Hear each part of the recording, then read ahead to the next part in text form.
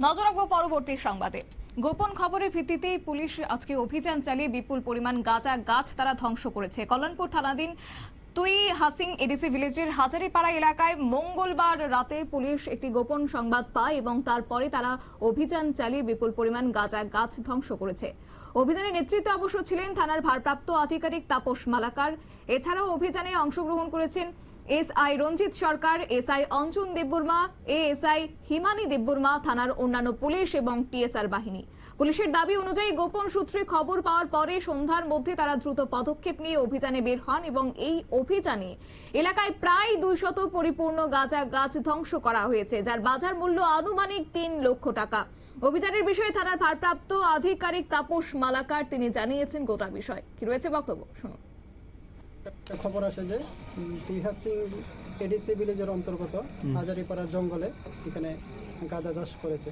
সেই অনুযায়ী আমরা খবরটা ভেরিফাই করি, খবরটা করে জায়গাটা আইডেন্টিফাই করার পরে আমাদের ঊর্ধ্বতন কর্তৃপক্ষের কাছে এটা খবরটা জানাই।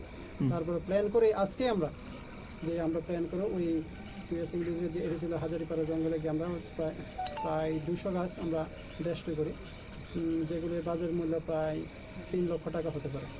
এই লোকেশনটা থানা থেকে কতটুকু দূরে? থানা থেকে প্রায় 15 কিলোমিটার দূরে।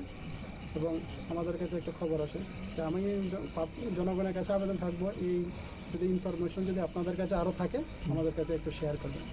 আজকে এই রাত্রিকালীন কাটার কি উদ্দেশ্য? আমাদের কাছে সন্ধ্যার সময় ইনফরমেশনটা আসে, সেই জন্য আমরা লেট না করে আজকে আমরা অপারেশনটা করি।